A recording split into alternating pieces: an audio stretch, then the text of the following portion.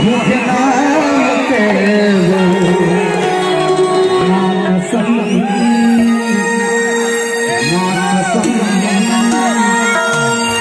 वो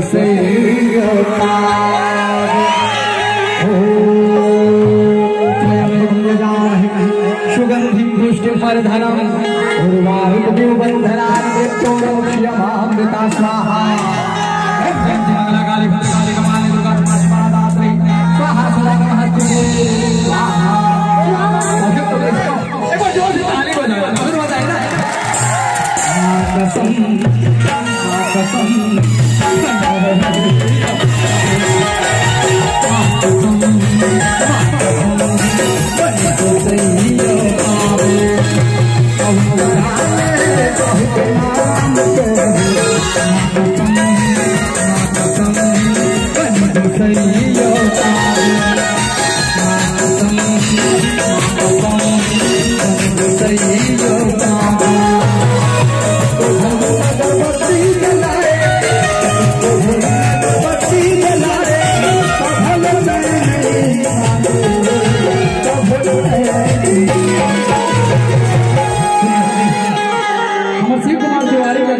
अगर बच्चे को हम काम नहीं चला ना तो हवन कराया बिना काम नहीं होने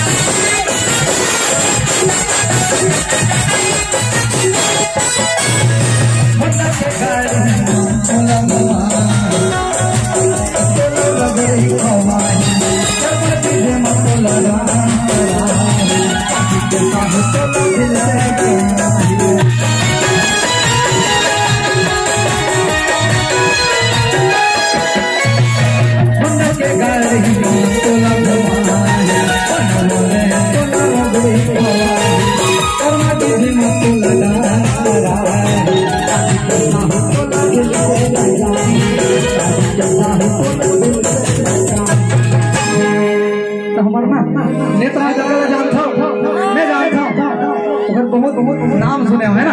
एक बार नेत्रम काका के लिए नेत्रम साहब भैया के लिए है ना, जोर से ताली बजा फिर एक नाम से हमारे कर दिया है ना, बने लगा थे है ना।